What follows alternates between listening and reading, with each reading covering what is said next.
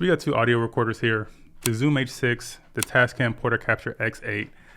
Quick backstory, the reason why I even own both these recorders is because I had the Zoom H6 for a real long time and thought it was broken because I had a little piece of SD card lodged in there and I couldn't necessarily fit another SD card in. So I immediately jumped online, bought another recorder, got the Tascam Portacapture X8. Come to find out, the Zoom H6 wasn't actually broken. I just had to get that little piece of SIM card out and now it just works perfectly. So now I'm just basically doing this video to kind of see which recorder that I'm going to be going with for the future. If I should return the Portacapture X8 and keep the Zoom H6, or vice versa, sell the Zoom H6 and keep the X8. So without further ado, let's get into this video. But real quick, before we even get into it, we're going to be testing the audio qualities of these and it's going to be a little extreme. So I advise you right now, adjust your speakers, ear sets, whatever you're listening to this on, because we're going to distort some audio right now. Let's get into the video.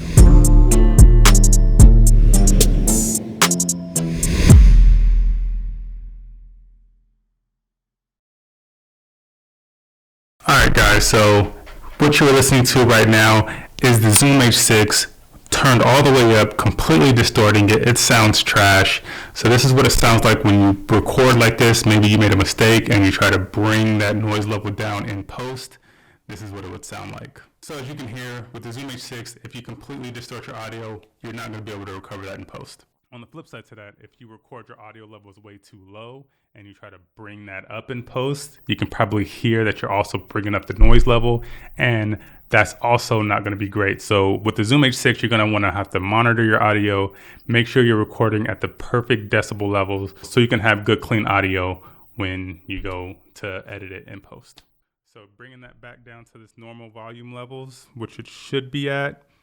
If you record it at the right decibel levels, it's going to sound amazing and you really wouldn't have any problems with that. But just keep in mind, if you're distorting your audio, if you're recording your audio levels too low, it's pretty much going to be a wash. It's pretty going to be nearly impossible to try to recover that to make it sound good in post. On the other hand, the Portacapture X8, this is what it sounds like when you're recording your audio levels way too high and then you try to bring that volume level down in post. As you can see, a much cleaner audio rather than having it distorted with the Zoom H6. So in audio, on the flip side to that, if your audio levels are recording way too low in the X8 and you try to bring those noise levels up in post, this is what it sounds like if you try to do that, and you can just kind of hear the difference between the two. And basically that's the beauty of 32-bit flow audio, which is the biggest difference between these two recorders and pretty much should be the reasons why I would choose one over the other. But there's some other ones and we'll get into those later in the video. So in terms of sound quality that's coming out of these two respective recorders, we're going to be switching back and forth between the two recorders throughout the course of this video, just so you guys can get an idea of which one sounds better than the other. We're both recording at decent amount of audios. We're not peaking, we're not distorting on either recorder right now. So see if you can notice a difference between the two recorders and if that's gonna make a difference between whether you go with one or the other. I've already listened to two of the samples. I didn't necessarily notice a huge difference between the two recorders, but if you're trying to take the test to the absolute extreme, you might be able to hear some distinct differences between the two. But to normal ears, and just for normal video creators like myself, I couldn't necessarily hit a difference. So the sound quality is not going to be something that I'm going to choose one over the other, and both sound pretty good to me when you're recording at the right levels. And just so you guys know, I'm not going to be doing much, if anything at all, to these audio clips in post. So this is what it sounds like straight out of the recorders, coming out of the Shure SM7Bs, both plugged into cloud lifters.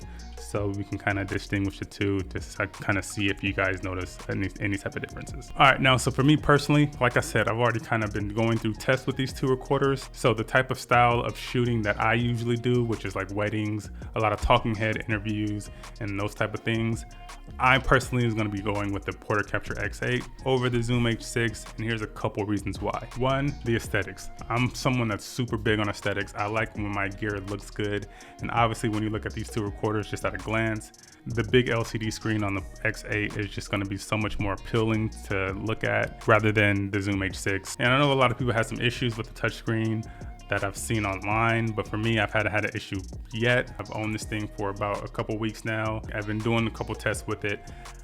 I haven't had much of an issue with it whatsoever. So for me, it's pretty great. Now, the second reason why I would ultimately go with the Tascam over the Zoom H6 is the Bluetooth capabilities. The Zoom H6, I don't think has Bluetooth connectivity, at least not that I'm aware of, but the X8 comes with the option where you can purchase separately a Bluetooth adapter that you can plug into the recorder, and you can pull up, download the app, and you basically get the same functionalities from your phone through the recorder. So for wedding filmmakers like myself, when you're plugged into the DJ sound booth and you don't necessarily have the flexibility to run over there each time, hit the record button, stop the record button, and you can just kind of control everything with your phone, I think it's a big advantage over the X8 from the Zoom H6. So that's also one of the biggest reasons why I would go with the X8.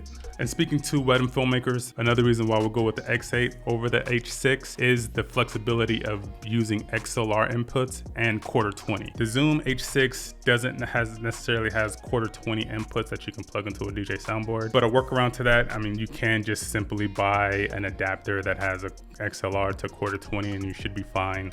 But if you don't necessarily want to lug around extra cables and stuff like that, the Zoom H6 is probably a better choice, even though that is a very small and minute detail and it's not really a deal breaker at all. So I just kind of like to keep this thing super quick. Those are the reasons why I would choose the X8 over the Zoom H6.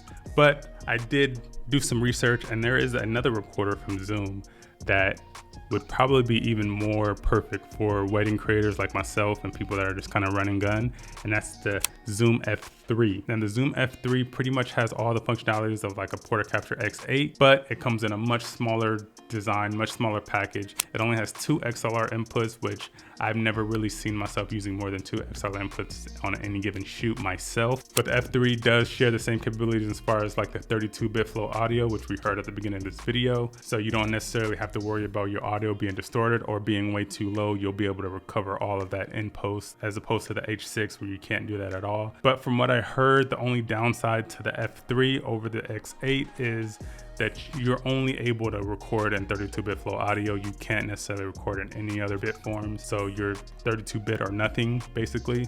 But with the X8, you have the ability to jump down to 24-bit, 16-bit, whatever you kind of desire. If you wanted to do that, I'm not sure why you would want to do that if you have the ability to record in 32-bit float.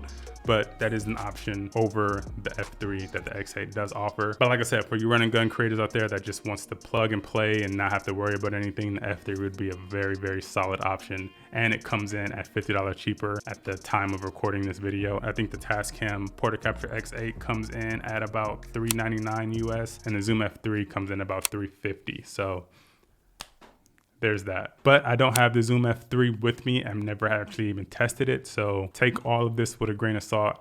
From the reviews that I've seen, that might even be a better option for, like I said, the run and gun creators, the wedding filmmakers and things like that. But yeah, man, that's been the review. I'm pretty much going to stick with the X8. Like I said, I'm just a big fan of the functionality, the aesthetics, the build quality, and all that good stuff. You know, it checks all the boxes for me. So yeah, let me know in the comments of what you guys think. What recorders are you guys rocking with? What you guys thought of the X8 if you have it? What you think of the F3 if you have it? Which one is better for the run and gun filmmaker like myself?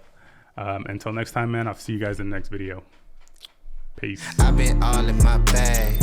You been all in my business. You be all in your feelings. I've been all in them trenches. I've been all in my bag.